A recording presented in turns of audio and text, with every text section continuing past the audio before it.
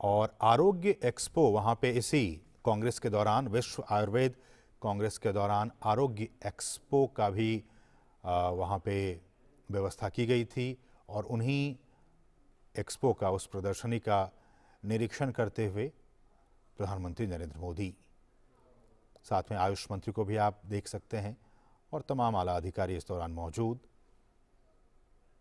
तो विश्व आयुर्वेद कांग्रेस का आयोजन गोवा में किया जा रहा है और अब से कुछ ही देर के बाद प्रधानमंत्री 9वें विश्व आयुर्वेद कांग्रेस के समापन सत्र को संबोधित करेंगे। 4 दिनों का ये कार्यक्रम 8 दिसंबर से इसकी शुरुआत हुई थी। 8 दिसंबर, 9 दिसंबर, 10 दिसंबर और आज 11 दिसंबर का दिन। इन 4 दिनों के दौरान बहुत सारी अहम चर्चाएं हुई, सेमिनार का आयोजन किया गया और इन 4 दिनों के दौरान लगभग 5000 से ज़्यादा प्रतिनिधि इस विश्व आयुर्वेद कांग्रेस में शामिल हुए। हमारे साथ हमारे सहयोगी भी ग्राउंड जीरो से, यानी कि इसी कार्यक्रम स्थल से नितेंद्र सिंह मौजूद है। नितेंद्र, नमस्कार। और हम आपसे ये जानना चाहेंगे कि आज अब से कुछ ही देर के बाद विश्व आयुर्वेद कांग्रेस के समापन सत्र को प्रधानमंत्री संबोधित करने वाले हैं। नटशेल में हमारे दर्शकों को बताएं कि ये जो विश्व आयुर्वेद कांग्रेस है वो किन मायनों में भारतीय जो स्थितियां हैं, परिस्थितियां हैं, भारत की जो स्वास्थ्य को लेकर नीति रही है, उसके केंद्र बिंदु में ये निहित है, समाहित है। निश्चित तौर पर देखिए, जो वर्ल्ड आयुर्वेदा कांग्रेस है 8 तारीख से शुरू हुआ है और ये 9वीं वर्ल्ड आयुर्वेदा कांग्रेस है। तो देश के विभिन्न हिस्सों में हर साल आयोजित होता है ये, और इसका एक बहुत बड़ा महत्व है क्योंकि दुनिया भर के यहाँ पर प्रतिनिधि आते हैं। और इस कांग्रेस की बात हम करें तो करीब करीब 50 देशों के प्रतिनिधि आए हैं और उनका जो मैसेज होता है वो दुनिया भर में फैलता है। जो ट्रेडिशनल मेडिसिन हमारा है, पारंपरिक चिकित्सा में अब तक जो भी जो चीज हुआ है, या फिर जो एक्सपो लगा है जिसमें करीब करीब 250 के करीब कंपनियां, जो देश की जो टॉप कंपनियां हैं, उन्होंने अपना प्रोडक्ट यहाँ पे प्रदर्शित किया है। और जितने भी साइंटिफिक रिसर्च ट्रेडिशनल मेडिसिन के क्षेत्र में होते हैं उस पर चर्चा होती है। जो देश के और जो दुनिया के बाकी जो विद्वान हैं वो चर्चा करते हैं। साथ ही साथ देश भर के जो स्टूडेंट है, मेडिकल स्टूडेंट जो आयुष पद्धति के हैं, वो भी इसमें शिरकत करते हैं। तो एक तरह से साइंटिफिक चर्चा होती है और कई ऐसी जो बीमारियां हैं उनके प्रति क्या क्या शोध हो रहा है वो एक दूसरे से साझा करते हैं। और साथ ही साथ जो जिस भी देश की अपनी एक पैथी है उसमें क्या कुछ इलाज चल रहा है किन बीमारियों पर, उन रिसर्च के जरिए जो नॉलेज शेयरिंग होता है वो उसका बड़ा महत्व है और इसका प्रसार पूरे दुनिया भर में होता है। क्योंकि हम जानते हैं कि भारत में जो WHO ने अपना ट्रेडिशनल मेडिसिन का जो सेंटर खोला है उसके पीछे भी यही था कि भारत का जो एक तरह से उसमें समृद्ध एक तरह से विरासत है हमारे ट्रेडिशनल मेडिसिन का, उसको उस नॉलेज को दुनिया भर प्रचार प्रसार किया जाए। और आज जब प्रधानमंत्री के जो समापन समारोह को संबोधित करेंगे तो जितने मोदी और डॉक्टर्स और तमाम जो साइंटिस्ट तो बहुत इच्छुक है प्रधानमंत्री को सुनने के लिए। और ये जो है हमने देखा कोविड के समय में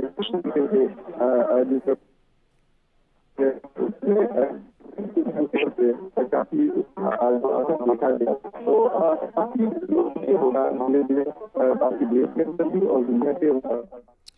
बिल्कुल, तो आप ये तस्वीरें देख रहे हैं जिसमें जो आरोग्य एक्सपो है उस प्रदर्शनी का अवलोकन करते हुए प्रधानमंत्री नरेंद्र मोदी।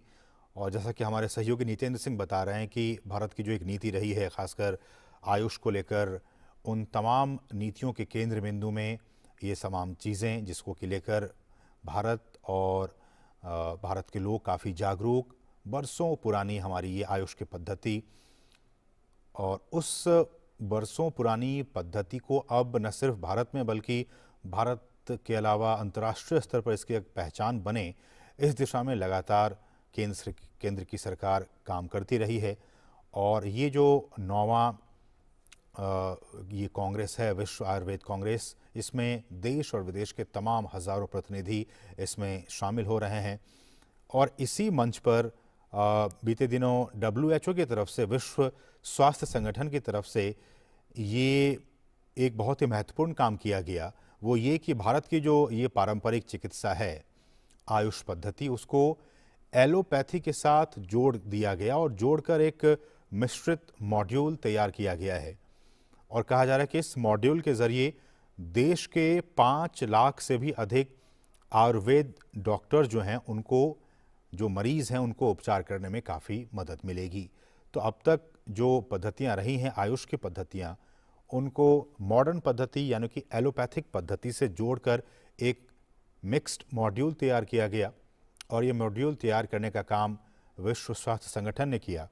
और ये मॉड्यूल तैयार करके जो आयुर्वेद के डॉक्टर्स हैं, उनको ये मॉड्यूल दिया गया है ताकि जो मरीज उनके पास आएँ, उनका वो इस मिश्रित मॉड्यूल के तहत, मसलन कि आप उनका इलाज आयुष पद्धति से भी करें और उनका इलाज आप एलोपैथी से भी करें, एक मिश्रित तरीके से, एक मिश्रित पद्धति के ज़रिए उन मरीज़ों का आप उपचार करें। ये WHO ने एक मॉड्यूल तैयार करके उन डॉक्टरों को देने का काम किया है। और साथ ही साथ इसकी जो पद्धति है, इन पद्धतियों को विनियमित करने के लिए जो स्टैंडर्ड होने चाहिए, निर्धारित मानक होने चाहिए, और एक स्टैंडर्ड इनकी जो एक डिक्शनरी शब्दावली होनी चाहिए, उसको भी तैयार किया गया है ताकि जो आयुर्वेद चिकित्सक हैं, उनको आधुनिक चिकित्सा के साथ साथ बहुत ही आसान तरीके से संपर्क स्थापित करने में ये मदद करने का काम करेगा।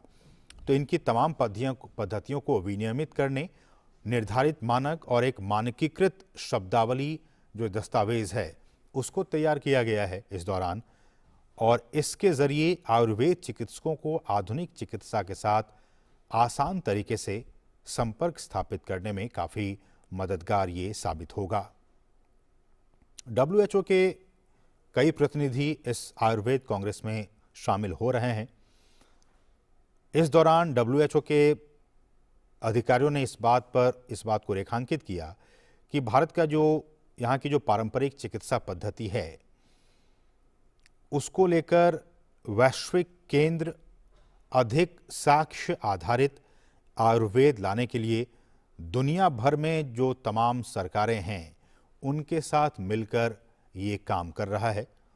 और उन्होंने ये भी कहा कि हम आयुर्वेद को रोगों के अंतर्राष्ट्रीय जो क्लासिफिकेशन है, जो वर्गीकरण है, उसमें शामिल करने के लिए हम लगातार काम कर रहे हैं। तो ये कुछ काम जो हुए हैं बीते 4 दिनों में विश्व आयुर्वेद कांग्रेस के दौरान, जिसमें कि WHO की तरफ से बहुत सारे अहम काम किए गए और बाकी सरकार की तरफ से भी इसको लेकर एक जो स्टैंडर्ड है उसको तैयार किया जा रहा है। साथ ही साथ जो मिश्रित मॉड्यूल जिसकी हमने बात कही, उसको लेकर एक शब्दावली, एक डिक्शनरी हो, वो दस्तावेज भी तैयार किया गया है ताकि जो आयुर्वेद चिकित्सकों को आधुनिक चिकित्सा के साथ साथ बहुत ही आसान तरीके से उनके साथ संपर्क स्थापित करने में ये मॉड्यूल मददगार साबित होगा।